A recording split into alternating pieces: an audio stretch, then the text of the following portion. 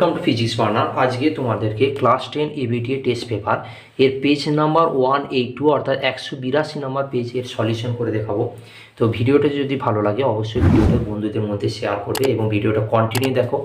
আর এই ভিডিও যদি তুমি সলিউশনের পিডিএফ পেতে চাও তাহলে আমার এই ভিডিওর ডিসক্রিপশনে আমাদের টেলিগ্রাম চ্যানেলের লিঙ্ক দেওয়া আছে, তো সেই টেলিগ্রাম চ্যানেলের লিঙ্ক থেকে তোমরা পিডিএফ পেয়ে যাবে।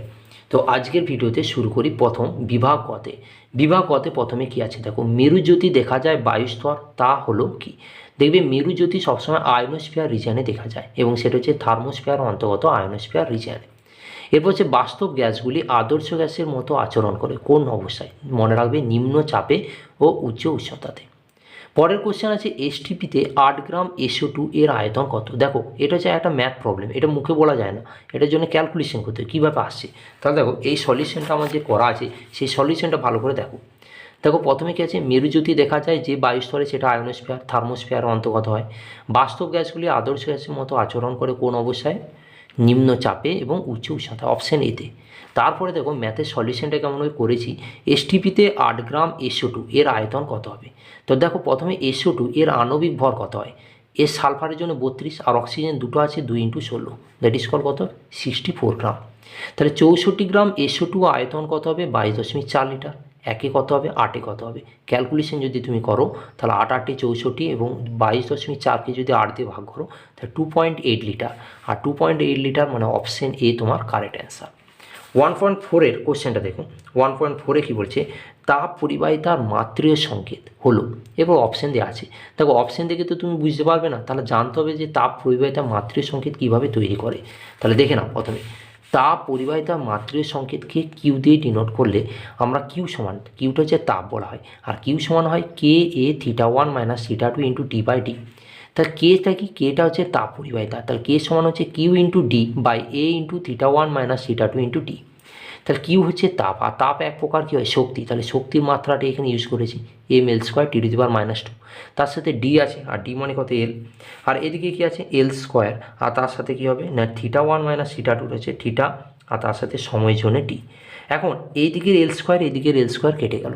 এবার ডাইরেক্ট না কাটলেও হয়, কিন্তু আমি দেখিয়ে দিলাম তোমাদেরকে। তাহলে দেখো উপরে আছে mL T⁻², তার সাথে নিচে থিটাটা উপরে গেলে থিটা ইনভার্স, আর টিটা উপরে গেলে টি ইনভার্স হয়। নিচে থিটাটা হচ্ছে উষ্ণতাকে আমাদের দেখাচ্ছে, আমাদের উষ্ণতাটাকে। তাহলে এখানে দেখো T⁻² আর -1 -3 হবে, তাহলে mL T⁻³ থিটা ইনভার্স। তাহলে mL T⁻³ থিটা ইনভার্স, কিন্তু দেখো অপশানে আমাদের থিটা বলে ধরে না, অপশানে দেখো কিউ হিসাবে ধরেছে। তাহলে ওইটি কী হবে না mL T⁻³ কিউ ইনভার্স, আর কিউ ইনভার্স অপশান ডিতে রয়েছে। দেখো অপশান ডিতে রয়েছে mL T⁻³ কিউ ইনভার্স, তাহলে এটি হচ্ছে উত্তর। পরে আছে লেন্সের আলোক কেন্দ্রগামী কোনো আলোক রশ্মির চ্যুতি কত হবে? আলোক কেন্দ্রগামী হলে তার চ্যুতি হয় 0 ডিগ্রি। ছবিটা কেমন হয়? ছবিটা আমি দেখিয়েছি দেখো, লেন্সের আলোক কেন্দ্রগামী কোনো আলোক রশ্মির চ্যুতি হচ্ছে, দেখো ছবি দেখিয়েছি এবং ছবির রেসপেক্টে 0 ডিগ্রি। পরীক্ষায় এইভাবে যদি তোমরা সলিউশনগুলোকে দেখাতে পারো একদম পারফেক্ট নাম্বার পাবে, এবং এইভাবে করলেই তোমার কিন্তু 100-এ 100 পাবে। কারণ জাস্ট উত্তরটা করে দেওয়া এটা কিন্তু মাস্টার চায় না, হ্যাঁ, তার প্রপার এক্সপ্লেনেশন যদি খুব কম সময়ের মধ্যে দেওয়া যায় সেটা খুব ভালো হয়। আর হাতে লেখা তো স্পিড তোমাকে বাড়াতেই হবে।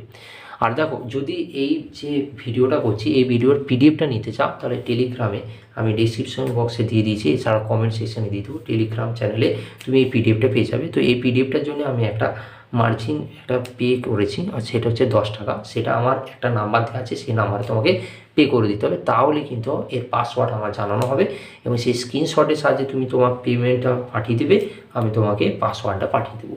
ওকে, তো এর হলো ঘটনা। এরপরে 1.6-এ দেখো কী বলেছে, রাস্তায় বৈদ্যুতিক বাতির প্রতিফলক রূপে ব্যবহৃত হয় কি? মনে রাখবে রাস্তার বৈদ্যুতিক বাতি যেগুলো ব্যবহার হয় সেগুলো দৃষ্টিক্ষেত্র অনেক বেশি হয়, আর তার জন্য উত্তল দর্পণ ব্যবহার করা হয়ে থাকে। ফ্লেমিংয়ের বামহস্ত নিয়মে তর্জনী কি প্রবেশ করে আর নির্দেশ করে? না তর্জনী চৌম্বক ক্ষেত্রের অভিমুখ নির্দেশ করে, যেটা অপশান বি হবে।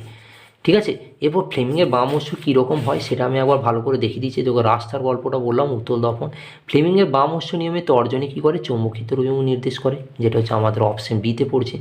ছবিটা কেমন হয়? তর্জনীটা এদিকে হয় আমাদের আঙ্গুলের হিসাবে, ধরো এরকম যদি আঙ্গুল ধরি তাহলে এই আঙ্গুলের এইটা হচ্ছে তর্জনী, আর এইটাই বলে মধ্যমা, আর এটা হচ্ছে বৃদ্ধাঙ্গুলি। তাহলে তর্জনী কী করে? চৌম্বক ক্ষেত্র অভিমুখ। মধ্যমা কী করে? না প্রবাহ মাত্রা অভিমুখ নির্দেশ করে। আর এটি বৃদ্ধাঙ্গুলি কি? পরিবাহীর গতির অভিমুখ নির্দেশ করে। ঠিক আছে, তো সেই হিসাবে এটাকে দেওয়া আছে। পরীক্ষাতে কোশ্চেন করে হয় তর্জনী জানতে চায়, মধ্যমা জানতে চায়, কিংবা বৃদ্ধাঙ্গুলি জানতে চায়। এখন পরের কোশ্চেন 1.8। 1.8 হচ্ছে তড়িৎ প্রবাহের সময় প্রবাহ মাত্রা অর্ধেক হয়ে গেলে উৎপন্ন তাপ কত হবে? তাহলে দেখো প্রবাহ মাত্রার সাথে আমাদের উৎপন্ন তাপের কি সম্পর্ক আছে। দেখো জুলের সূত্র থেকে আমরা জানি H proportional I square RT হয়। তাহলে শুধুমাত্র প্রবাহ মাত্রার রেসপেক্টে রিলেশন করলে এইচ প্রপোর্শনাল আই স্কোয়ার হয়। তাহলে এইচ প্রপোর্শনাল আই যদি I/2 হয়ে যায় এখন, তাহলে I/2 তার স্কোয়ার। তাহলে কী লেখা যায়? I²/4।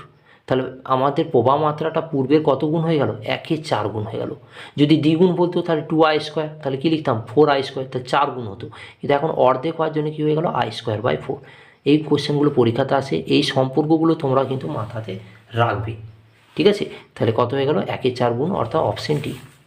এরপর দেখো 1.9 সর্বাধিক ভেদন ক্ষমতাযুক্ত তেজস্ক্রিয় রশ্মি। তেজস্ক্রিয় 3টে রশ্মি হয়, আলফা, বিটা, গামা। মনে রাখবে ভেদন ক্ষমতা সবচেয়ে তীব্র হয় কার? না গামা। তারপর হয় বিটা, তারপর হয় আলফা। তাহলে লেখাটা কেমন হবে? না ভেদন ক্ষমতা সর্বোচ্চ হচ্ছে কার? না সেটা হচ্ছে গামা, অপশন সি। এবং লেখাটা কী হবে? Gamma is greater than beta is greater than alpha. ঠিক আছে, এরপরে 10-এর কোশ্চেনটাতে কী করা আছে? 10-এর কোশ্চেন বলছে যে প্রদত্ত হ্যালোজেনগুলির মধ্যে সবথেকে বিজারণ ধর্মী কী? আচ্ছা, বিজারণ ধর্ম হিসাব হচ্ছে যে শ্রেণী বরাবর, এগুলো সবাই শ্রেণীতে আছে। তো এই হ্যালোজেন মৌল এগুলো সব 17 নম্বর গ্রুপে থাকে। সে শ্রেণী বরাবর উপর থেকে নিচে গেলে নিচে যে থাকবে তার বিজারণ ধর্ম সর্বোচ্চ হয়। তাহলে এদেরকে কিভাবে লিখতে হয় সেটা দেখে নাও। বিজারণ ধর্ম হ্যালোজেন মধ্যে সর্বাধিক হচ্ছে আয়োডিন, আই, অপশন বি হচ্ছে উত্তর। আর আয়োডিন সর্বোচ্চ, তারপর হচ্ছে ব্রোমিন, তারপর ক্লোরিন, তারপর হচ্ছে ফ্লোরিন। ফ্লোরিনের সবচেয়ে কম হয়। ঠিক আছে, তাহলে 10-এর কোশ্চেন হয়ে গেল। এরপরে 11 কোশ্চেন, কোন যৌগটির গলনাঙ্ক এবং স্ফুটনাঙ্ক বেশি? দেখো গলনাঙ্ক এবং স্ফুটনাঙ্ক বেশি হয় কাদের? না সাধারণত তড়িৎযোজী যৌগের ক্ষেত্রে হয়। তো এইখানে বাকি যেগুলো দেওয়া আছে সবগুলো কিন্তু আমাদের সমযোজীর মধ্যে পড়ে। আর তড়িৎযোজী কী আছে? NaCl।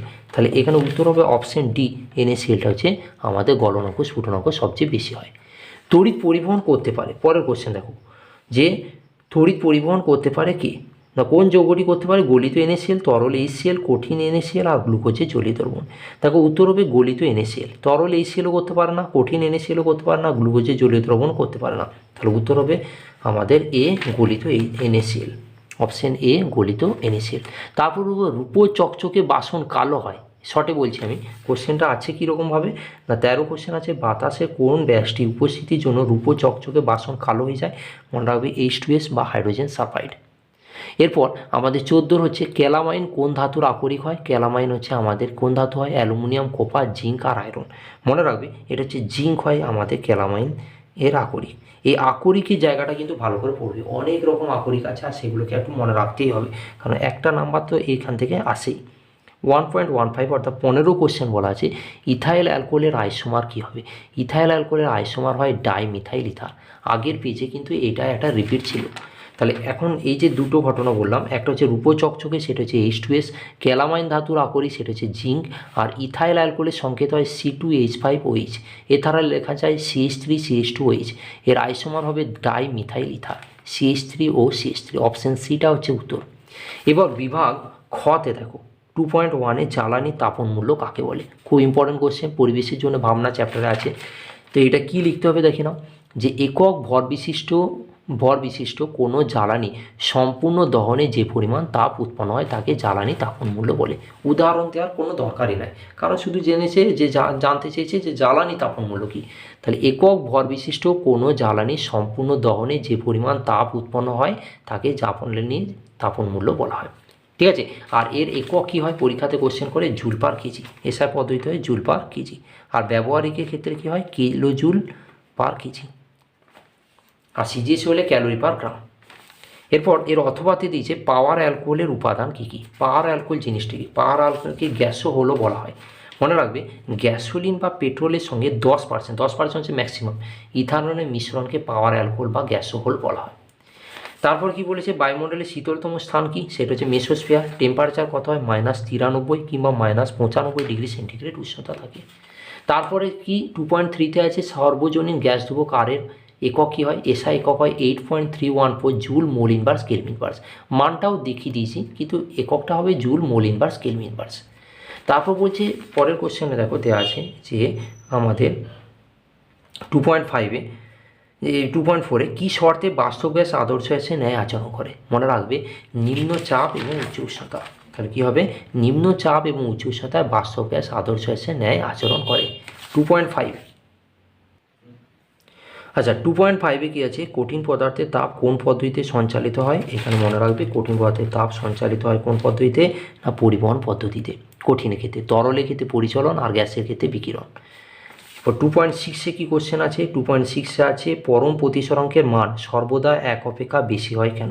তাহলে উত্তর কী হবে? দেখো আমরা জানি মিউ সমান সি/ভি। শূন্য স্থানে আলোর বেগ সর্বদা অন্য কোনো মাধ্যমে আলোর বেগের তুলনায় বেশি। কারণ কি না C is very very greater than বা গ্রেটার দেন ভি হয়। আর আলোর বেগ কত হয় জানা আছে? সেটা হচ্ছে 3 × 10⁸ মিটার/সেকেন্ড। তাহলে যেহেতু সি এর মানটা ভি এর থেকে বড়, অর্থাৎ তাহলে তো মিউ ইজ গ্রেটার দেন 1 হবে। তাই বলা হয় পরম প্রতিসরাঙ্কের মান সর্বদা এক অপেক্ষা বেশি হয়। এইটুকু লিখে দিলে এনাফ। এখানে তোমার 1 নম্বরের ব্যাপার আছে, অত ডিটেলস আর কিছু দেওয়ার দরকার নেই। শুধু মেন ইকুয়েশনটা দিলে আর তারপরে এই দুটো জিনিস দেখালে, মানটা শো করে দিলে আর কারণটা একটু হালকা বুঝিয়ে দিলে, ব্যাস। এর অথবাতে কী দেওয়া আছে? অথবা অঙ্কটা ইম্পর্টেন্ট আসছে পরীক্ষাতে, যে কাঁচের পরম প্রতিসরাঙ্ক 3/2 হলে কাঁচ মাধ্যমে আলোর বেগ কত? তাহলে দেখো কাঁচের প্রতিসরাঙ্ক যদি পরম প্রতিসরাঙ্ক 3/2 হয়, অর্থাৎ মিউ জি, জি কথা আমরা যে গ্লাস, 3/2 হলে আমরা জানি কি মিউ সমান সি/ভি। তাহলে ভিটা যদি এই দিকে তুলে নিই, মিউটা নিচে নামবে, তাহলে ভিজি সমান কত হবে? সি/মিউ জি। তাহলে সি হচ্ছে কি আলোর বেগ 3 × 10⁸, আর মিউ জি কত হবে? 3/2। তাহলে 2টা উপরে যাচ্ছে, তাহলে 3 × 10⁸ × 2/3, 3 কেটে গেলে হবে 2 × 10⁸ মিটার/সেকেন্ড। তাহলে উত্তরটা হলো 2 × 10⁸ মিটার/সেকেন্ড। 2.7-এ দেখো অবতল দর্পণে অসৎ বিবর্ধিত প্রতিবিম্ব সৃষ্টির একটি উদাহরণ দাও। ভেরি ভেরি ইম্পর্টেন্ট কোশ্চেন এটা। তাহলে 2.7-এ বলছে বস্তুকে অবতল দর্পণে ফোকাস ও মেরুর মধ্যে কোনো স্থানে রাখলে অসৎ বিবর্ধিত এবং প্রতিবিম্ব গঠিত হয়। তাহলে অসৎ বিবর্ধিত প্রতিবিম্ব গঠিত হয় এবং দূরবীক্ষণ এই ধর্ম পালন করে। তাহলে একটা উদাহরণ হিসেবে দূরবীক্ষণ বলতে পারি। 2.8-এর কোশ্চেন কী বলা আছে? দেখো তড়িৎ বর্তনীতে হিটারের তার এবং ফিউজ তারকে কোন সমবায়ে যুক্ত করা হয়? হিটারের তার এবং ফিউজ তার দুটোর ক্ষেত্রেই শ্রেণী সমবায়ে যুক্ত করা হয়। একটু শুনিয়ে রাখি যে হিটারের তারে নাইক্রোম তার ইউজ করা হয়, উচ্চ গলনাঙ্ক এবং উচ্চ রোধাঙ্ক হয়। আর ফিউজ তারে কী হয় না PBR/SN অর্থাৎ লেড আর টিন ইউজ করা হয়, নিম্ন গলনাঙ্ক আর উচ্চ রোধাঙ্ক হয়। 2.9-এ একটা ম্যাথ প্রবলেম আছে। কোনো পরিবাহীর মধ্য দিয়ে 2 অ্যাম্পিয়ার প্রবাহ কত সময় ধরে গেলে প্রবাহিত তড়িৎ আধান 1200 কুলম হবে? ঠিক আছে, তাহলে এখানে একটা ম্যাথ প্রবলেম আছে। ম্যাথ প্রবলেমটা খুব সহজ। যা যা ডাটা দেওয়া আছে, যেমন প্রবাহ মাত্রা দেওয়া আছে 2 অ্যাম্পিয়ার, আধান দেওয়া আছে 1200। দেখো লেখার সিস্টেমটা দেখো, এইটা দরকার ইম্পর্টেন্ট। সময় কত? টি হচ্ছে জিজ্ঞাসা। তাহলে আমরা জানি কিউ সমান আইটি, তাহলে টি সমান কত হবে? কিউ/আই, কারণ সময়টা জানতে চেয়েছে। তাহলে কিউয়ের জায়গায় 1200 আর এদিকে 2, তাহলে কত হলো? 600 সেকেন্ড। উত্তর হয়ে গেল। 2.9-এর পর আমাদের 2.10 অর্থাৎ 10-এর কোশ্চেন দেখো। তাহলে 10-এর কোশ্চেন হচ্ছে নিউক্লিয়াসে ভর ত্রুটি কাকে বলে? এটা একটা ডেফিনেশন হয়। নিউক্লিয়াসে ভর ত্রুটি হচ্ছে কোনো নিউক্লিয়াসে যতগুলি প্রোটন এবং নিউট্রন নিয়ে গঠিত তাদের ভরের সমষ্টি অপেক্ষায় নিউক্লিয়াসের ভর কিছুটা কম হয়, আর এই যে ভরের পার্থক্য তাকে ভর ত্রুটি বলা হয়। লিখে দিলে ইকুয়েশনটা যে ∇m অর্থাৎ ভর ত্রুটি Z(MP) + A - Z(Mn) - M(A, Z)। Short কোশ্চেনে এটাকে আমি আরেকবার দেখালাম, তো এই জায়গাটাকে একটু লিখে নিলাম। এরপর এর অথবাতে কী কোশ্চেন আছে? দেখো এর অথবাতে আছে কুলম এককে আলফা কণার আধান কত হয়? তাহলে আলফার আধান হয় 2টো হিলিয়াম কণা সমান হয়, আর 2টো ইলেকট্রন বা প্রোটনের আধানের সমান হওয়ার জন্যে প্রোটনের মান কত হয়? 1.6 × 10⁻⁹। তাহলে তার সাথে 2 গুণ, তাহলে কত হবে? 3.2 × 10⁻⁹।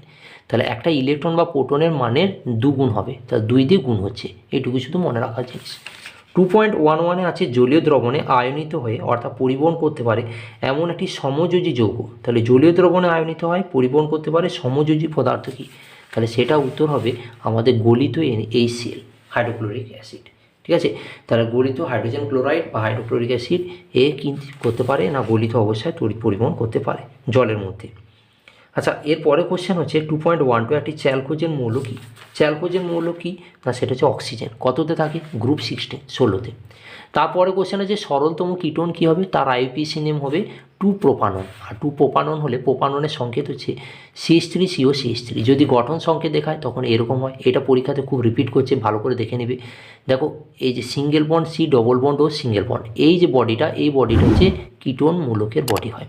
ঠিক আছে, তারপর 2.14 14 কোশ্চেন, অ্যাসিটিলিনের হাইড্রোজেনেশনে ইথিলিন প্রস্তুতিতে ব্যবহৃত অনুঘটকের নাম কি?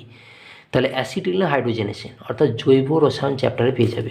তো মনে রাখবে যে অ্যাসিটিলিনের হাইড্রোজেনেশনের ক্ষেত্রে প্লাটিনাম বা প্যালাডিয়াম বা র্যানি নিকেলকে ইউজ করা হয়। অ্যাসিটিলিন হচ্ছে এইটা, তার সাথে হাইড্রোজেনকে যুক্ত করলে এটা ইথিলিন উৎপন্ন হয়, এর সাথে আবার যদি হাইড্রোজেন যুক্ত হয় তাহলে ইথেন উৎপন্ন হবে। এই বিক্রিয়াটা রিপিট করছে খুব লং কোশ্চেন হিসাবে। 2.15-এ কী আছে দেখো, 2.15-এ দেওয়া আছে দেখো আমাদের 2.15 যে কোন অজৈব অ্যাসিড প্রস্তুতিতে সোডা ব্যবহৃত হয়। মনে রাখবে অজৈব অ্যাসিড হচ্ছে কি ফর্মালডিহাইড। তাহলে কোন অজৈব, এখানে বলেছে না যে দেখো যে কোন অজৈব অ্যাসিড প্রস্তুতিতে সোডা ব্যবহার করা হয়, ফর্মালডিহাইড, যেটা সংকেত হয় ACHO। অথবা দিয়েছে একটি অজারক অ্যাসিডের নাম বলুন, একটি অজারক অ্যাসিডের নাম হয় আমাদের HCl। ঠিক আছে, তারপর 16 কোশ্চেন দেখো, উত্তপ্ত কিউপ্রিক অক্সাইডের উপর অ্যামোনিয়া গ্যাস চালনা করলে কোন গ্যাস উৎপন্ন হবে? কিউপ্রিক অক্সাইডের উপর যদি অ্যামোনিয়া গ্যাস চালনা হয় তাহলে কোপার, তার সাথে নাইট্রোজেন, তার সাথে জল উৎপন্ন হয়। কোপার একটা আমাদের ধাতু যেটা কালো বর্ণে তৈরি হবে, নাইট্রোজেন গ্যাস বেরিয়ে যাবে। তাহলে কোন গ্যাস উৎপন্ন হবে বলেছে, তাহলে উত্তর হবে নাইট্রোজেন গ্যাস। পরের কোশ্চেন 2.17 দেখো, 2.17 বলেছে সিলভার নাইট্রেটের জলীয় দ্রবণে তড়িৎ বিশ্লেষণ করলে অ্যানোডে কোন গ্যাস উৎপন্ন হবে? তাহলে সিলভার নাইট্রেটের জলীয় দ্রবণে তড়িৎ বিশ্লেষণ করলে অ্যানোডে নাইট্রোজেন গ্যাস উৎপন্ন হবে। তারপর 2.18 আছে পর্যায় সারণীতে ষষ্ঠ পর্যায়ে সেলেনিয়াম থেকে লুটেশিয়াম পর্যন্ত মৌলগুলি কী নামে অভিহিত করা হয়? বিরল মৃত্তিকার মৌল। কী বলা হয় না, বিরল মৃত্তিকার মৌল। 2.18-এর অথবাতে কী বলা আছে, অথবাতে বলা আছে যে পর্যায় সারণী কোন পর্যায়ে বাম দিকের থেকে ডান দিকে গেলে অধাতব ধর্ম কী পরিবর্তন হয়? তাহলে বাম থেকে ডান দিকে গেলে অধাতব ধর্মে কী পরিবর্তন হয়? সবসময় বাড়তে থাকে, কারণ বাম দিকে ধাতুরা থাকে, ডান দিকে অধাতুরা থাকে, তাহলে সবসময় কী হবে? বৃদ্ধি পাবে। যদি ধাতব ধর্ম বলতো তাহলে হ্রাস পাবে। 2.19-এ বলেছে জলে তড়িৎ বিশ্লেষণে তড়িৎদ্বার হিসাবে ব্যবহৃত গ্রাফাইট দণ্ড। গ্রাফাইট দণ্ড কি ব্যবহার করা হয়? না, ভুল বলছে। তাহলে এটা কি হবে? এটা যে সম্পূর্ণ ভুল হচ্ছে। 2.20 দার্শনিকের উল কাকে বলে? জিঙ্ক অক্সাইড, যেটা হচ্ছে ZnO। তাহলে দার্শনিকের উল কী হবে? Zinc oxide. 2.21 ডুরালুমিনের সংকর ধাতুর উপাদান কি? ডুরালুমিনে কী কী মিশে থাকে? তার ডুরালুমিনে Al, Cu, Mg, Mn। Al থাকে 95%, Cu হচ্ছে 4%, Mg 0.5%, Mn 0.5%। আর লাস্ট কোশ্চেন হচ্ছে অথবাতে ব্রোঞ্জ ও কাঁসা প্রধান উপাদান কি? মনে রাখবে ব্রোঞ্জ আর কাঁসার, ব্রোঞ্জের হয় কপার, টিন আর জিঙ্ক, অর্থাৎ 80%, 18%, 2%, আর কাঁসাতে থেকে কপার আর টিন 80% আর 20%। কত মিশে থাকছে কী অনুপাতে, এগুলো মনে রাখবে। তাহলে কমন কোনটা? কপারটা। ঠিক আছে, এবং সবচেয়ে বেশি কোনটা থাকে? কপারটা। তাহলে উত্তর কোনটা হবে? কপার। তাহলে আজকের ভিডিওতে তোমাদেরকে আমরা পেজ নাম্বার 182 অর্থাৎ ABTA টেস্ট পেপার এর 182 মাধ্যমিকের করে দেখালাম। তো এই ভিডিওটা যদি ভালো লাগে অবশ্যই ভিডিওটাকে লাইক করবে, সাবস্ক্রাইব করবে, শেয়ার করবে বন্ধুদের সাথে। আর যদি ভিডিওর PDF নিতে চাও তাহলে আমাদের যে টেলিগ্রাম চ্যানেল আছে সেই টেলিগ্রাম চ্যানেলে জয়েন হয়ে যাও এবং সেখান থেকে পেয়ে যাবে। ঠিক আছে, তো আজকের ভিডিও এতটা পর্যন্ত। Thank you, by.